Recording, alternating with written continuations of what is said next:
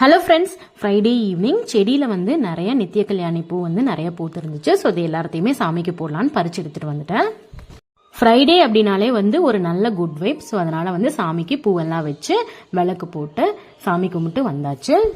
இறைவி French fries வேணும்னு கேட்டுகிட்டே இருந்தா. ஸோ அவளுக்கு ஃப்ரெஞ்ச் ஃப்ரைஸ் பண்ணி கொடுக்கலாம் அப்படின்னு சொல்லிட்டு பொட்டேட்டோஸ்லாம் எடுத்துகிட்டு வந்து பீல் பண்ணி கட் பண்ணி சால்ட் வாட்டரில் 10 to 15 மினிட்ஸ் போட்டு வச்சாச்சு. பொட்டேட்டோஸ் எல்லாத்தையுமே டபுள் ஃப்ரை தான் பண்ண போறேன். ஃபர்ஸ்ட் மீடியம் ஹீட்ல பொரிச்சு எடுத்துட்டு அதுக்கப்புறமா ஹை ஹீட்ல பொரிச்சு எடுத்து கொஞ்சமா உப்பு மிளகாத்தூளும் தூவி எடுத்தா சூப்பரான ஃப்ரெஞ்ச் ஃப்ரைஸ் ரெடி.